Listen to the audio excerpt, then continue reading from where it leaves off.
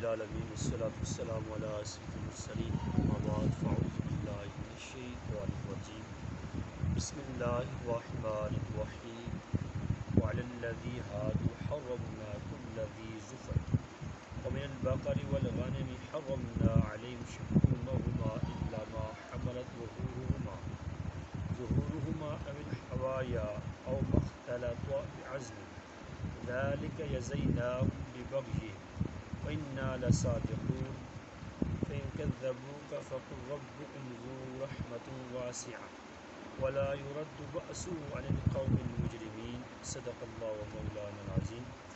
سورہ انعام پر نمبر 8 آیت نمبر 146 اور 147۔ ترجمہ: اور ہم نے یہودیوں پر ہر ناخن والا جانور حرام کر دیا، اور ہم نے ان پر گائے اور بکری کی چربی حرام کر دی، سوائے اس چربی کے جو ان کی پیٹھ کے ساتھ یا انتڑیوں کے ساتھ لگی ہو، یا جو چربی ہڈی سے ملی ہو۔ ہم نے یہ ان کے سرکشی کا بدلہ دیا، بے شک ہم ضرور سچے ہیں۔ اس آیت کریمہ میں 3 سے 4 باتیں بیان کی گئی ہیں۔ پہلے فرمایا یہودیوں پر ہم نے حرام کیا۔ یہودی اپنی سرکشی کے باعث ان چیزوں سے محروم کیے گئے۔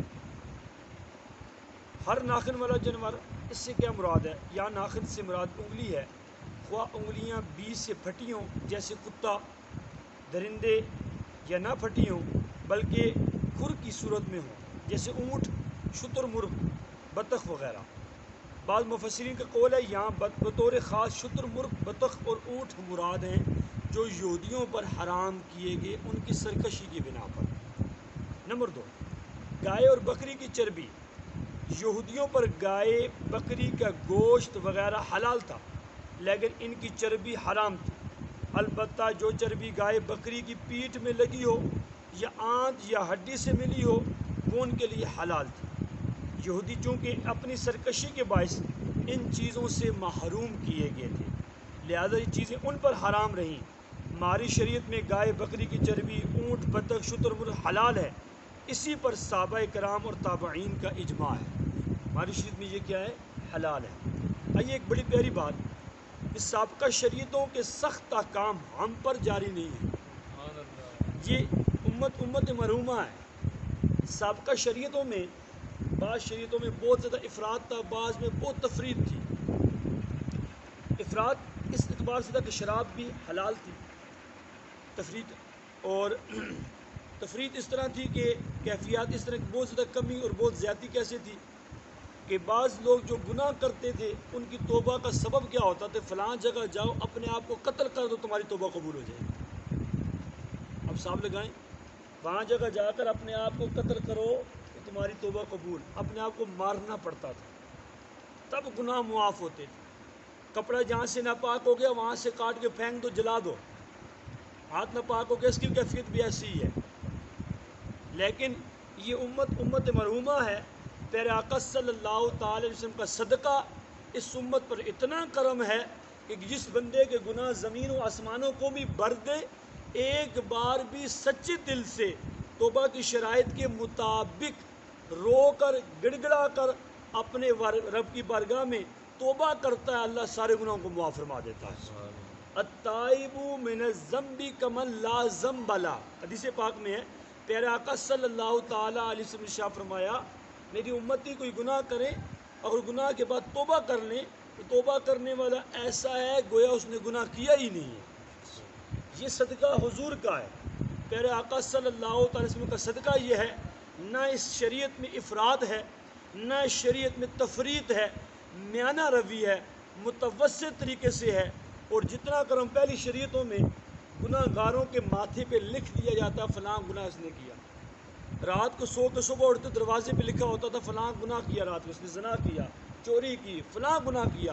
لیکن آج دیکھے گناہ تو یہاں بھی ہوتے ہیں کہ آج لوگ زنا نہیں کرتے، آج کتنی تعداد ہے جو چوریاں لوگ نہیں کرتے، ڈکیتیاں نہیں کرتے، حرام خوریاں نہیں کرتے، غیبتیں نہیں کرتے، جھوٹ نہیں بولتے، لوگوں پر غلط الزامات نہیں لگاتے، کیا گناہ نہیں ہے۔ لیکن آج کیفیت یہ ہے چہروں پہ لکھا نہیں جاتا۔ پہلی شریعتوں میں شکلیں بگڑ جاتی تھیں، لیکن حضور کا صدقہ آج لوگوں کی شکلیں بگڑتی نہیں ہیں، اسی حالت میں قائم رہتی ہیں۔ تو واجہ کیا ہے؟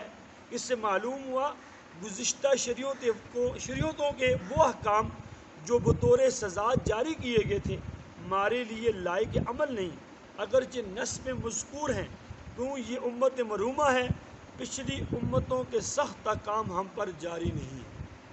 اگلی آیت میں ارشاد فرمایا پھر اگر وہ تمہیں جھٹلائیں تم فرما دو تمہارا رب وسیع رحمت والا ہے، اس کا عذاب مجرموں پر سے نہیں ٹالا جائے گا۔ وہ کیا ہے کہ اے محبوب صلی اللہ تعالی وسلم، ہم نے یہودیوں پر جن چیزوں کے حلال و حرام ہونے کی تمہیں خبر دی، اگر یہودی اسے جھٹلائیں تو آپ فرما دو کہ تمہارا رب وسیع رحمت والا ہے، اس لیے وہ جھٹلانے والوں کو مہلت دیتا ہے، عذاب میں جلدی نہیں فرماتا تاکہ انہیں ایمان لانے کا موقع ملے، ورنہ برحال جن پر عذاب الہی کا فیصلہ ہو جاتا ہے تو ان سے ٹالا نہیں جاتا، پھر عذاب اپنے وقت پر ہی آ کر رہتا ہے۔ جب فیصلہ ہو گیا اب ٹلتا نہیں، وگرنہ ہوتا کیا ہے، لوگ کہتے ہیں میں گناہ کرتا ہوں مجھے دیکھے کچھ بھی نہیں ہوا، میں چوریاں کرتا ہوں کچھ بھی نہیں ہوا، میرا رب مجھ سے راضی ہے، دیکھیں میں حرام روزی کماتا ہوں مجھے کوئی عذاب نہیں ملتا، میرا کوئی نقصان نہیں ہو رہا، میرا رزق تو بڑھتا جا رہا ہے، میرا رب مجھ سے راضی ہے۔ یہ رب کی طرف سے ڈیل ہوتی ہے کہ میرا بندہ واپس آ جائے، میرا بندہ توبہ کر لے، میرا بندہ رجوع کر لے، لیکن جب رجوع نہیں ہوتا، اللہ تعالیٰ جب عذاب کا فیصلہ فرما لیتا ہے تو پھر معاملہ سخت ہو جاتا ہے، پھر عذاب آ کر ہی رہتا ہے۔ اللہ ہمیں اپنے عذاب سے محفوظ فرمائے، آزمائشوں سے محفوظ فرمائے۔ اگلی آیت میں سے ترجمہ سنتے ہیں، ترجمہ واضح ہے بات۔ اب مشرک کہیں گے اگر اللہ چاہتا تو ہم نہ شرک کرتے نہ ہمارے باپ دادا ہی ہم کسی چیز کو حرام قرار نہ دیتے، ان سے پہلے لوگوں نے بھی ایسے ہی جھٹلایا تھا۔ کیا کہہ رہے ہیں؟ نہ ہم شرک کرتے اگر اللہ چاہتا، نہ ہمارے باپ دادا، اور نہ ہی ہم کسی چیز کو حرام قرار دیتے، ان سے پہلے لوگوں نے بھی ایسا ہی جھٹلایا تھا، یہاں تک کہ ہمارا عذاب چکھا۔ تم فرماؤ کیا تمہارے پاس کوئی علم ہے، اسے ہمارے لیے نکالو، تو تم صرف جھوٹے خیالوں کے پیروکار ہو، تم یوں ہی غلط اندازے لگا رہے ہو۔ اب یہ جو بات کر رہے ہیں ہر چیز کو رب تبارک و تعالیٰ کی طرف منسوب کر رہے ہیں، اس کی نفی کی جا رہی ہے۔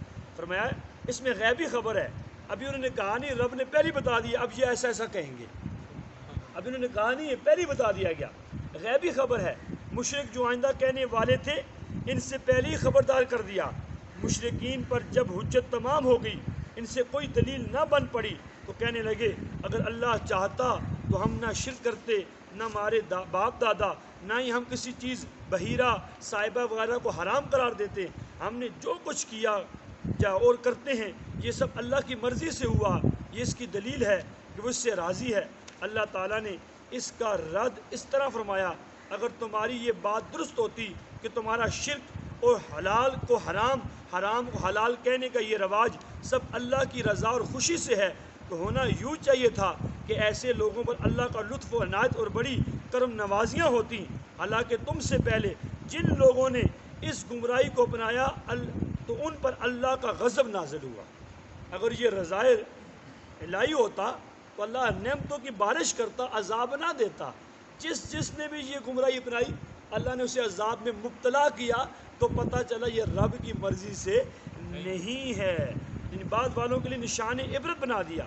اب تم خود غور کر لو کہ ایسی سنگین جرم سنگین سزا و مجرم اور نافرمان لوگوں کی جو سزا دی جاتی ہے یا اطاعت گزاروں کو یا فرما برداروں کو، خود اندازہ لگا لو، یہ تو نافرمانوں کو دی جاتی ہے، تو پتہ چلا ان کاموں سے رب راضی نہیں ہوتا۔ اس لیے کبھی بھی یہ گمان نہ کیا کریں ہم گناہ کرتے ہیں تو ہمارے رزق میں کمی نہیں ہو رہی، ہمارے معاملات درست چل رہے ہیں، ہمارا رب راضی ہے۔ رب جب راضی ہوتا ہے توبہ کی توفیق دے دیتا ہے، رب راضی ہوتا ہے تو عبادت کی توفیق دیتا ہے، رب راضی ہوتا ہے تہجد کی توفیق دیتا ہے، رب راضی ہوتا ہے روزوں کی توفیق دیتا ہے، رب راضی ہوتا ہے گناہ سے بندے کو دور کر دیتا ہے، نیکیوں سے محبت عطا فرما دیتا ہے۔ اگر گناہوں سے دل لگا ہوا ہے، گناہوں میں لذت مل رہی ہے تو سمجھ لیں رب راضی نہیں ہے، رب ناراض ہو گیا ہے۔ اللہ تعالیٰ کی بارگاہ میں دعا ہے جو سنا عمل کرنے کی توفیق عطا فرمائے۔ اللہ